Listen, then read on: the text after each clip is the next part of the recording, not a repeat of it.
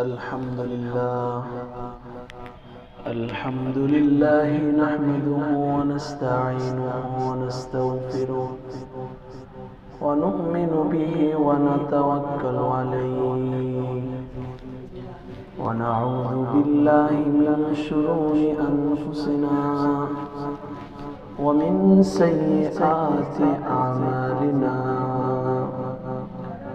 من يهده الله فلا مضل له ومن يضلله فلا هادي له ونشهد أن لا إله إلا الله وحده لا شريك له ونشهد أن سيدنا وسندنا وحبيب ربنا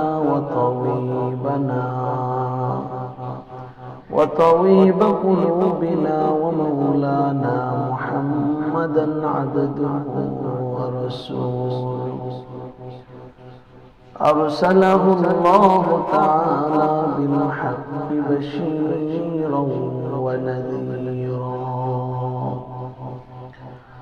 وداعيا إلى الله بإذنه وسراجا منيرا أما بعد فأعوذ بالله من الشيطان الرجيم بسم الله الرحمن الرحيم يا أيها الذين آمنوا كتب عليكم الصيام كما كتب على الذين من قبلكم لعلكم تتقون صدق الله العظيم. وقال النبي صلى الله عليه وسلم للصائم فرحتان فرحة عند فطره وفرحة عند لقاء ربه أو كما قال عليه الصلاة والسلام. شكرا درود إبراهيم. اللهم صل على محمد وعلى آل محمد كما صليت على إبراهيم وعلى آل إبراهيم إنك حميد مجيد. اللهم بارك على محمد وعلى آل محمد كما باركت على إبراهيم وعلى آل إبراهيم إنك حميد مجيد. بلغ العلا بكماله كشف الشجى بجماله حسنت جميع خصاله صلوا عليه وعليه. الحمد لله. আল্লাহ পাকের দরবারে লাখ কোটি শুকর এবং সুজুদ আদায় করছি যে আল্লাহ পাক রব্বুল আলামিন আজকের এই পবিত্র জুমার দিন এবং রমজান মাসের জুমার দিনে জুমার নামাজ আদায়ের পূর্বে কোরআন এবং হাদিসের আলোকে আমি কিছু কথা শোনার এবং শোনানোর তৌফিক করে দিয়েছেন। এজন্য অন্তর থেকে কালিমাত শুকর আদায় করি আলহামদুলিল্লাহ। সরকারে দো আলম নবী মুহাম্মদ আরবি সাল্লাল্লাহু আলাইহি ওয়াসাল্লাম আমাদেরকে একটা দোয়া শিক্ষা দিয়েছিলেন। দোয়াটা কি?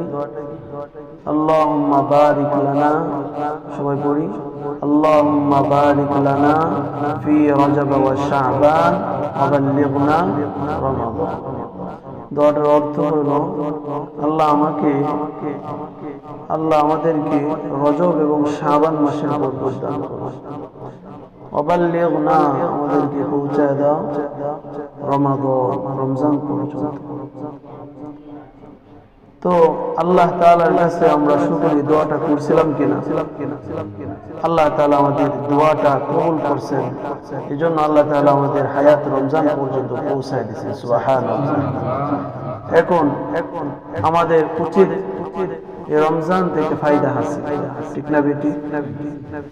দেখেন খুব ঠান্ডা মাথায় চিন্তা করেন, গত রমজানে অনেকে আপনাদের সাথে তারাবি পড়ছে, অনেকে আপনাদের সাথে শিখেছে, রোজা রাখছে, এমন অনেক ব্যক্তিকে আপনারা নিজের হাতে শাহিত করে এসেছেন, নিজের জবান দিয়ে তাদের নামগুলো এলান করছেন, নিজের হাতে তাদের জন্য বাঁশ কাটছে, নিজের হাতে কাফন চড়াইছে।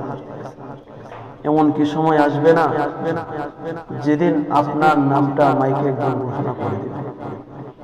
এমন সময় কি আসবে না যেদিন আপনার জন্য কেউ কাফন কেনার জন্য বাজারে চলে যাবে? এমন কি সময় আসবে না যেদিন আপনাকে রঙিন কাপড় খুলে সাদা কাপড় পরানো হবে? এমন কি সময় আসবে না যে আপনার নামাজের জানাজা পড়ার জন্য হাজারো হাজারো মানুষ ছুটে আসবে আপনার বাড়িতে, এবং আপনার জিন্দেগি শেষ হয়ে যাবে, আপনাকে কবর পর্যন্ত পৌঁছায় দেওয়া হবে। এত দামি ফাইলিং করে বাড়ি করছেন, ওই বাড়িতে থাকার সুযোগ আর হবে না। এমন সময় কি আসবে না আমাদের? অবশ্যই আসবে। তো এমনও তো হইতে পারে যে আমাদের জীবনের এই রমজানটাই শেষ হবে, সামনে রমজান আর নাও পাইতে পারি, আমাদের জীবন তো এখানেও শেষ হয়ে যেতে পারে, ঠিক না? এজন্য আমাদের কিছু কথা আমাদের জবানের মাধ্যমে শুনতে হবে, আর মেজাজ আমাদের ঢুকাইতে হবে। এই যে আমাদেরকে মেজাজ দিছেন, মেধা দিছেন, দেখেন আপনি অনেক ব্যক্তি পাবেন আপনার থেকে সুস্বাস্থ্য, শক্তিশালী, কিন্তু আল্লাহ তাআলা তাদেরকে মেধা দেন। আছে না নাই? আপনি কত টাকার মালিক, কোটি কোটি টাকার মালিক, তার পিতা, কিন্তু সে পাগল হয়ে রাস্তায় রাস্তায় করতেছে, মেধা নাই। তো আপনি আমাকে যে আল্লাহ তাআলা মেধা দিয়েছেন, এই মেধা আল্লাহ তাআলা আমাদেরকে প্রশ্ন করবেন না যে মেধা দিয়ে কি করছে? এই জন্য এই মেধার ভিতরে কিছু কথা গাইতে রাখেন, কারণ সরকারে তো আলম নবী বলেন সব সময় তোমরা মৃত্যুর কথা স্মরণ করো, সব সময় আল্লাহকে স্মরণ করো। সুবহানাল্লাহ। এবং আল্লাহ তাআলা বলেন ওয়াযাক্কির ফাইন্না যিকরা তানফাউল মুমিনিন, আলোচনা দ্বারা মুমিনদের ফায়দা হয়। যে আলোচনাটা আজকে আপনাদের সামনে আমি করতেছি, 1450 বছর ধরে এই আলোচনাই হতেছে, ঠিক না বেটি? এই কোরআনই ছিল, এই কোরআনই আছে, এই কোরআনই থাকবে। তবে এই কোরআনের আলোচনায় যার ভিতরে প্রবেশ করাবে সেই পরিবর্তন হবে। সেই জাহিলি যুগের সময় এই কোরআনের ছোঁয়া পেয়ে মানুষ সোনালী মানুষ হয়ে গেছে, জাহিলিয়ার মানুষ, ঠিক না বেটি? এই জন্য আমাদের মেজাজে রাখতে হবে, আমাদের মেধার মধ্যে এটা রাখতে হবে, যারা দান করি, দান করার জন্য নির্দিষ্ট একটি সিজনের অপেক্ষা করতে হয়, ঠিক না বেটি? জমিতে দান ফলাবেন, এটার জন্য নির্দিষ্ট একটি সিজনের সময় আছে না নাই? আপনি কাঁচামাল করবেন, এটার জন্য নির্দিষ্ট একটা সময় অপেক্ষা করতে হয়, ঠিক না বেটি? নান্দারের দিকে ভুট্টা করা হয়, ভুট্টার জন্য নির্দিষ্ট একটা সময়ের অপেক্ষা করতে হয়, ঠিক না বেটি? যারা গম করে, গম চেনেন কিনা? যারা গম করে, গম করার জন্য নির্দিষ্ট একটি সিজনের অপেক্ষা করতে হয়। ওই সিজনের সময় যারা মেহনত করে, তাদের এই মেহনতের ফলে যখন দানের সিজন যায়, তখন দানের উপরে মেহনত করনেওয়ালাদের বাড়িতে দান দিয়ে ভরপুর হয়, ঠিক না বেটি? যখন গমের সিজন যায়, গমের উপরে মেহনত করনেওয়ালা ব্যক্তির বাড়ি গম দিয়ে ভরপুর হয়।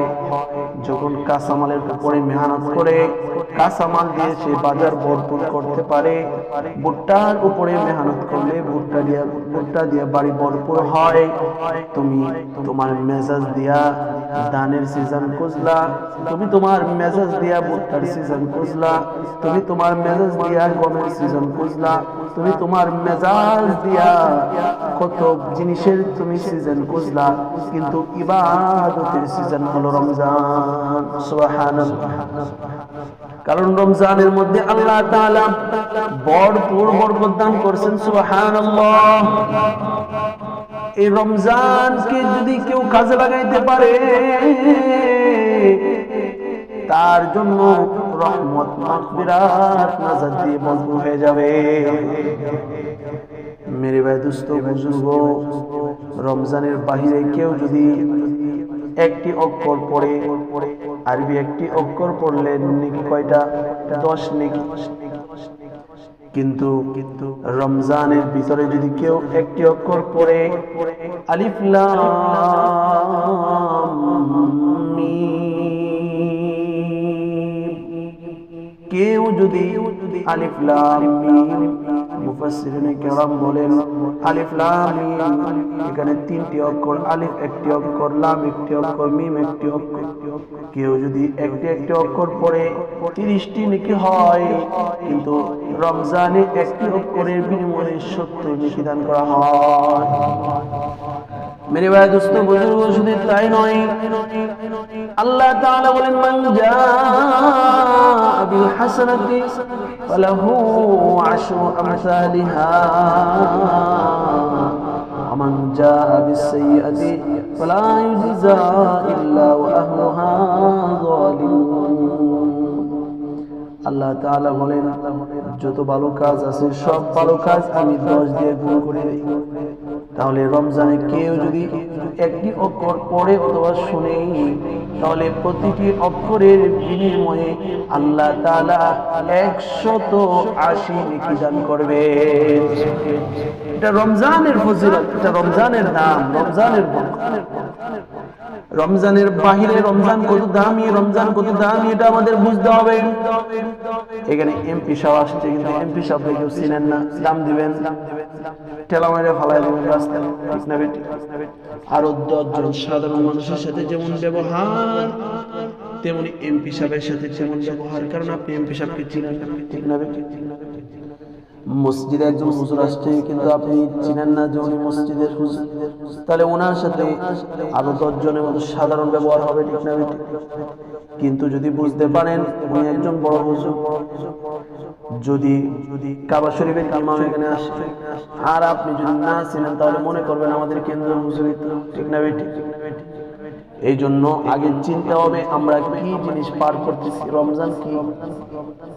রমজানের পরিচয় যদি কারো অন্তরের মধ্যে থাকে, তাহলে সে আমলের মজা পাবে। আপনি দান করলে লাভটা কি, ওই লাভটা আগে বুঝে নেওয়ার পরে দান করছেন, ঠিক না বেটি? আপনি ভুট্টা করলে লাভটা কি, ভুট্টার লাভ আগে বুঝছেন। লাভ ছাড়া মানুষ কিছু করতে চায় না, আগে লাভ যেটা করলে আমার লাভটা কি। রমজান পাইলাম তো রমজানের আমাদের ফায়দা কি, এটা বুঝতে হবে।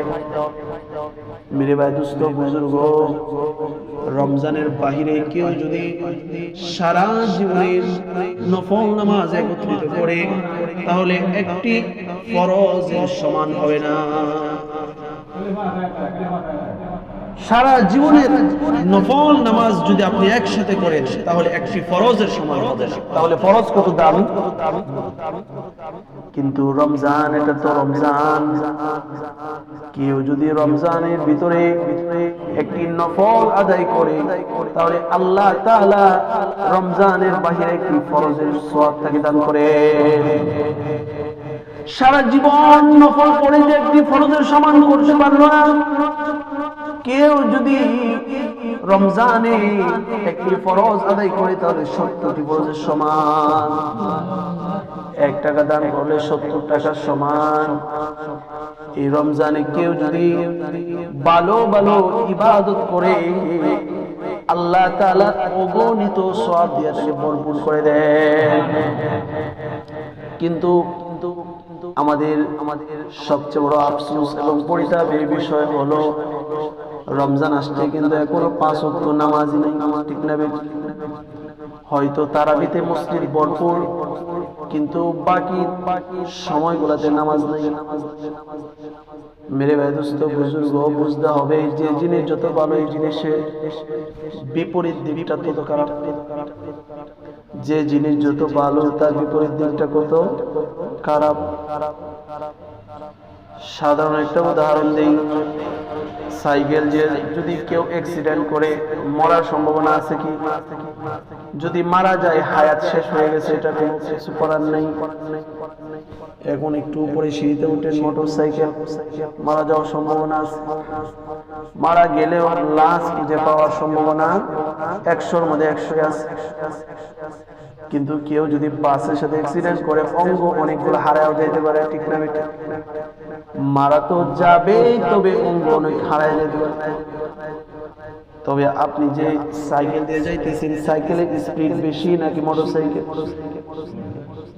এটার স্পিড যেমন বেশি, এটার অ্যাক্সিডেন্ট হলে বিপরীত দিকটাও তত বেশি। একটা মোটর সাইকেল দিয়ে কতগুলা মানুষ নিতে পারবেন, তার চেয়ে বেশি মানুষ নিতে পারে বাস দিয়া। বাস দিয়া যেমন ফায়দা পাইতেছেন, বাসের অ্যাক্সিডেন্ট হইলে তেমনি ক্ষতিও আছে, ঠিক না? তেমনি ভাবে বাস আর বিমানের কথা নয়, বিমানের স্পিড যেমন বেশি, বিমান দিয়ে যেমন একটা দেশ থেকে অন্য দেশে 10 ঘন্টা 12 ঘন্টায় চলে যাইতে পারে, ঠিক তেমনি এটা অ্যাক্সিডেন্ট হইলে অঙ্গ প্রত্যঙ্গ খুঁজে পাওয়ার কোনো সম্ভাবনা নাই, ঠিক না? রমজান যেমন দামি, রমজানের প্রত্যেকটি মুহূর্ত যেমন দামি। রমজান যদি কেউ হারায় ফেলে, রমজান যদি কেউ কাজে না লাগাইতে পারে, ওই বিমানের অ্যাক্সিডেন্টের মতন হয়ে যায়। রমজান হলো আশা এবং ভয়ের মাস। আশা এবং কিসের মাস? ভয়ের মাস।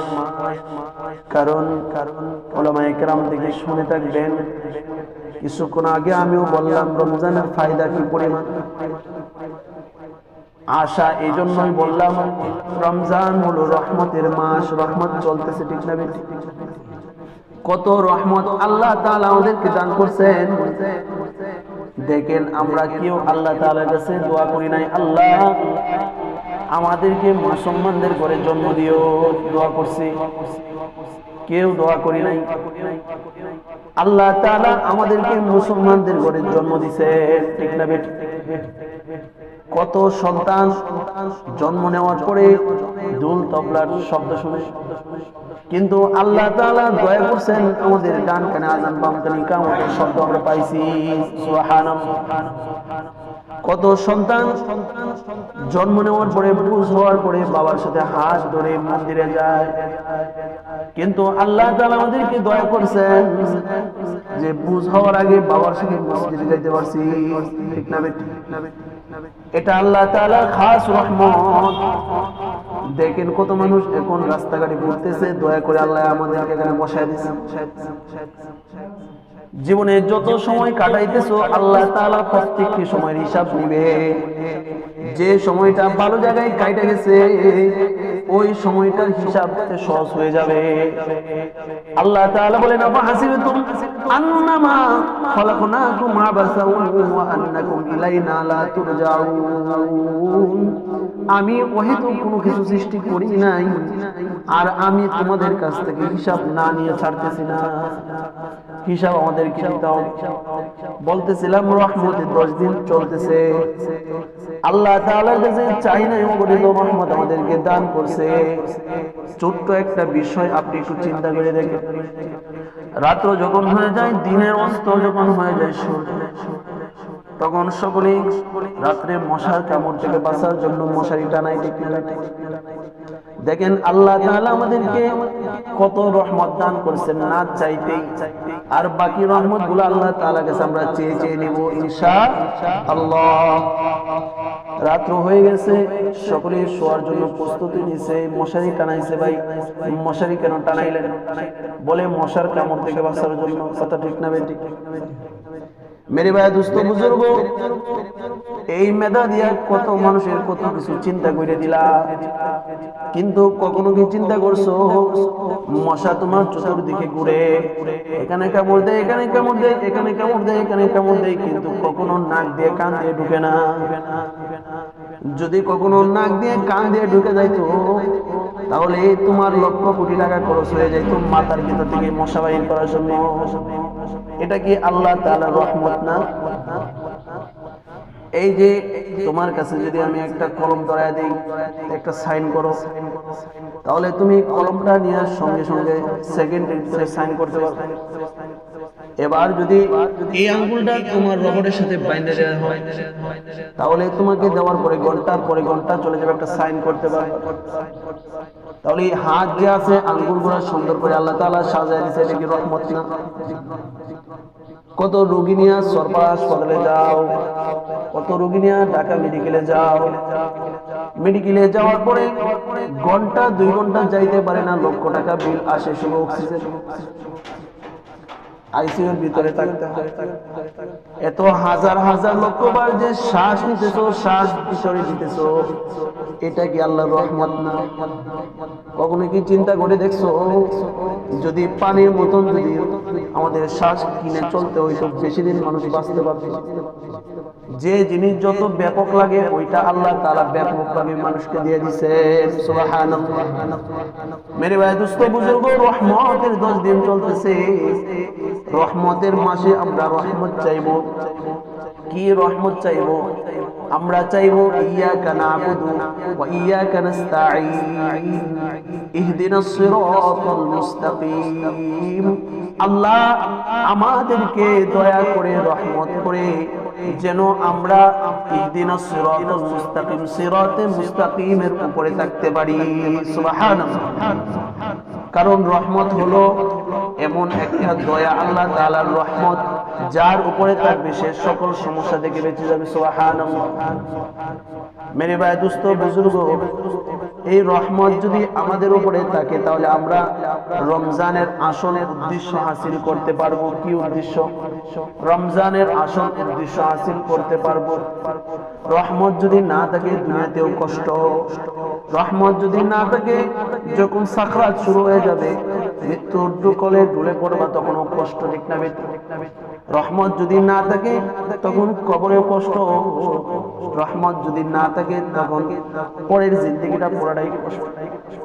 এই মিয়া, যুক্তির সাথে অনেক কিছু করতে পারবা, কিন্তু কখনো কি চিন্তা করে দেখছো তোমার কত ভাই বন্ধু একসাথে চলতা, কিন্তু যখন তোমার দমটা চলে গেছে সঙ্গে সঙ্গে তাকে খবর দেওয়ার জন্য তৈরি হয়ে গেছে, তোমার জন্য কি অপেক্ষা করবে মনে করতেছো?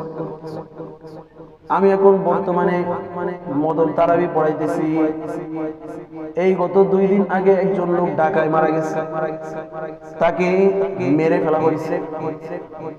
মেরে ফেলার পরে ঢাকা থেকে ওই মর্গ থেকে লাশ বাহির করতে আনতে আনতে 2 দিন চলে গেছে।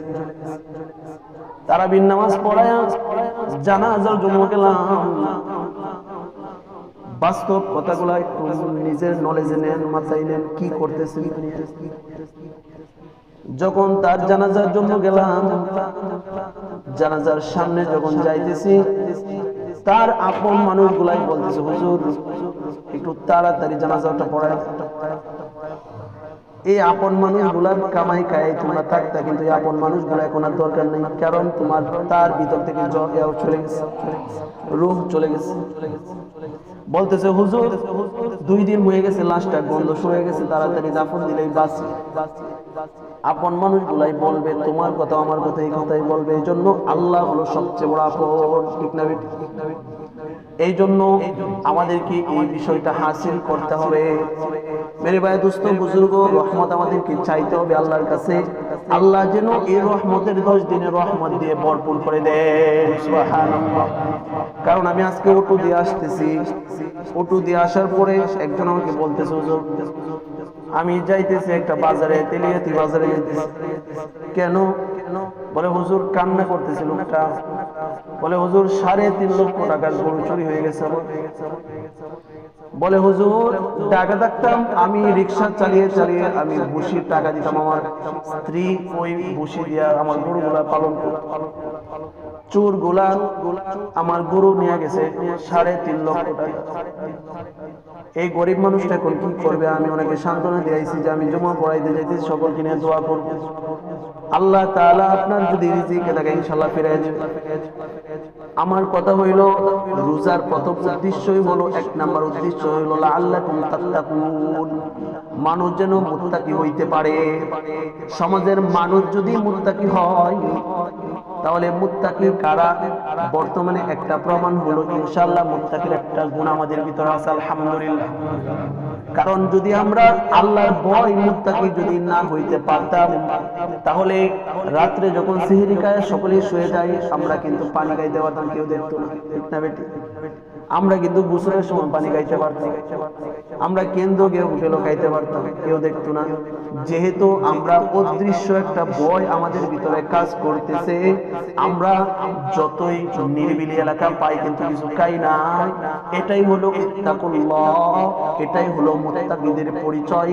আর আল্লাহ তাআলা বলেন ইয়া আইয়ুহাল্লাযীনা আমানু কুতিবা আলাইকুমুস সিয়ামু কামা কুতিবা আলাল্লাযীনা মিন ক্বাবলিকুম লাআল্লাকুম তাত্তাকুন। তোমাদের উপরে যেমন ভাবে তোমাদের উপরে রোজা ফরজ করা হয়েছে, যেমন ভাবে পূর্ববর্তী লোকদের উপরে ফরজ করা হয়েছিল। কারণ কি? যেন তোমরা মুত্তাকি হইতে পারো। তোমরা যদি আল্লাহর ভয়ে নিরিবিলি এলাকায় গিয়ে তোমরা কিছু না খাও, এই আল্লাহর ভয় যদি প্রত্যেকটি মানুষের সমাজের ভিতরে থাকে তাহলে ওই ব্যক্তি যত নিরিবিলি এলাকায় পায় কখনো গরু চুরি করবে না, ঠিক না বেটি? কখনো গরু চুরি করবে না, আপনার কষ্টের কামাই এক রাত্রে নিঃশেষ করে দিবে না। এই জন্য রমজান আমাদেরকে শিক্ষা দেয় তোমাদের ভিতরে অন্তরে আল্লাহর ভয় রাখো। পৃথিবীর মানুষ যেখানে দেখে না সেখানে আল্লাহ দেখে। সুবহানাল্লাহ। এই জন্য আমরা রহমতের 10 দিনে আল্লাহর কাছে দোয়া করবো তো আল্লাহ যেন আমাদেরকে রহমত দিয়ে ভরপুর করে দেয়।